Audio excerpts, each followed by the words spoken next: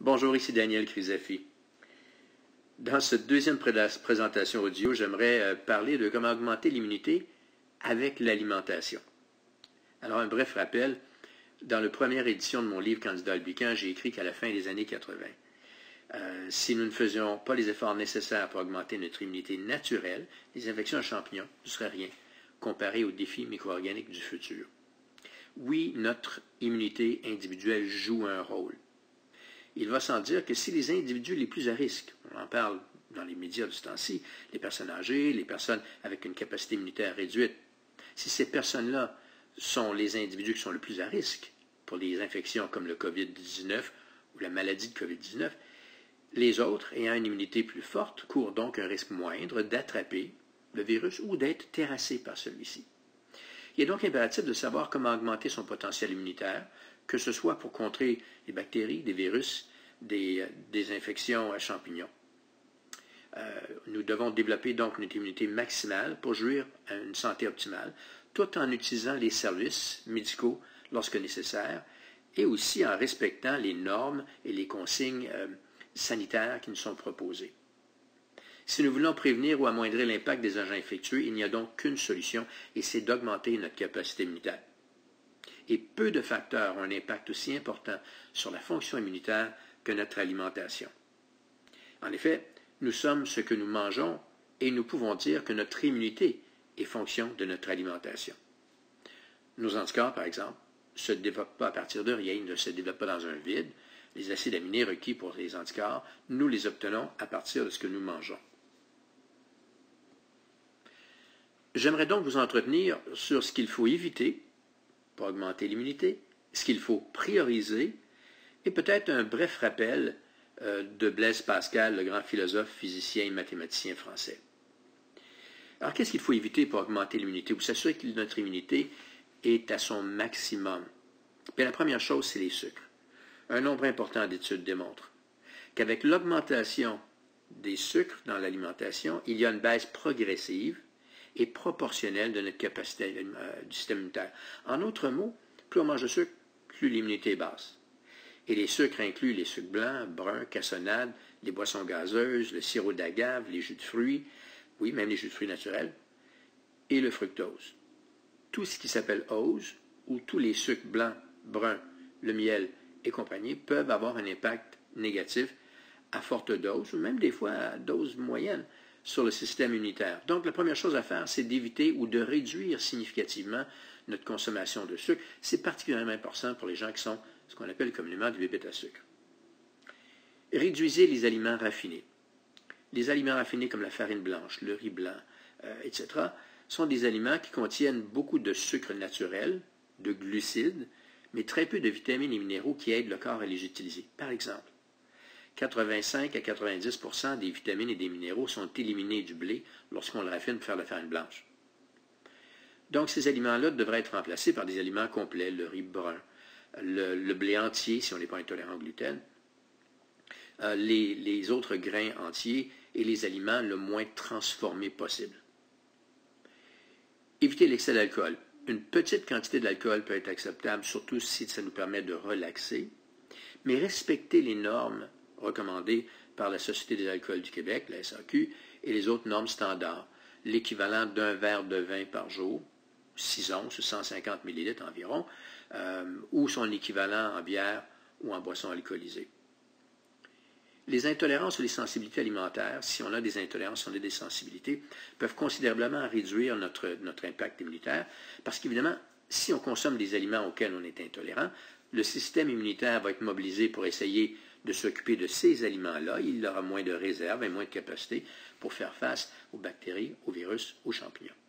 Donc, si vous avez des intolérances ou des sensibilités alimentaires dont vous êtes au courant et qu'il n'y a pas de symptômes très graves, que vous trichez à l'occasion en consommant ces aliments-là, faites attention, ils peuvent réduire la capacité immunitaire, trichez moins ou évitez de tricher en général.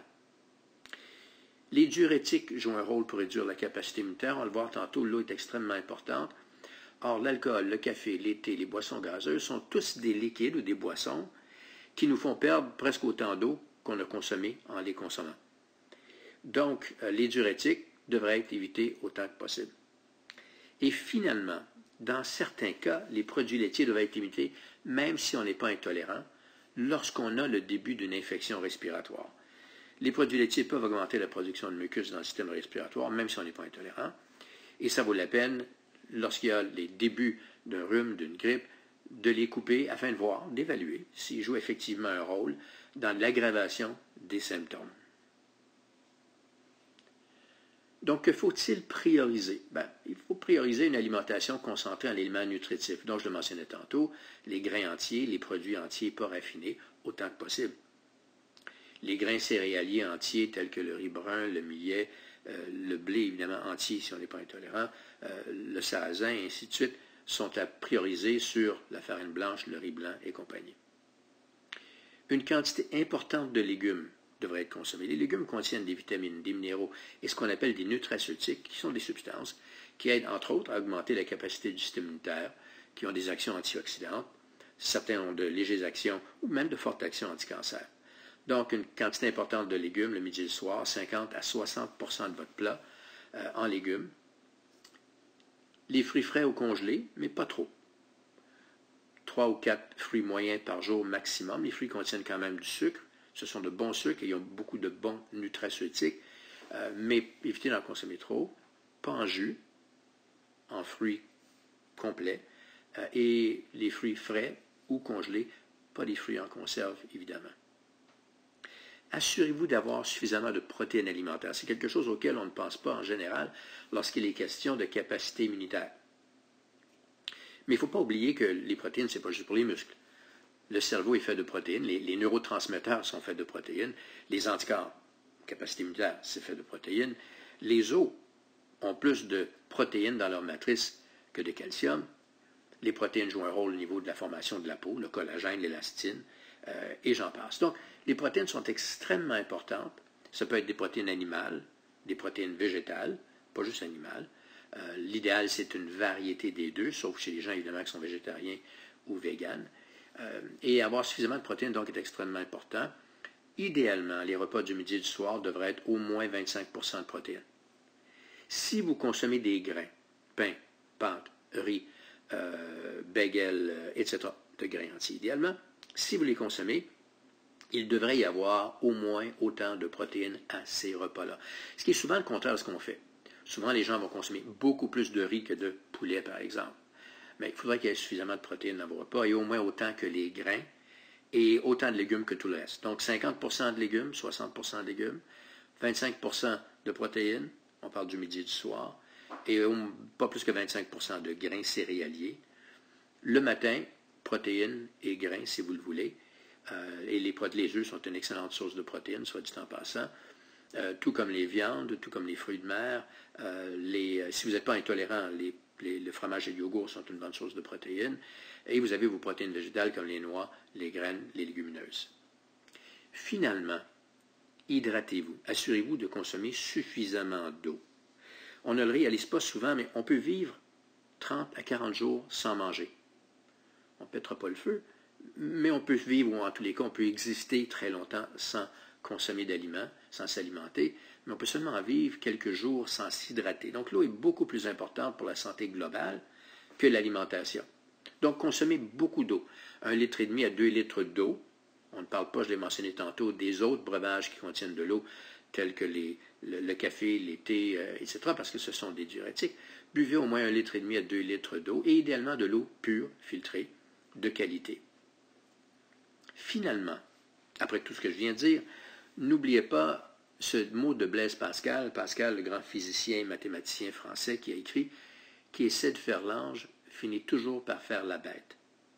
Évitez l'angélisme. En d'autres mots, permettez-vous quelques aliments réconfortants à l'occasion, même si ce ne sont pas les aliments idéaux, même si ce n'est pas l'aliment parfait au niveau de l'immunité, à l'occasion, trichez avec grand plaisir, mais faites-le pas trop souvent.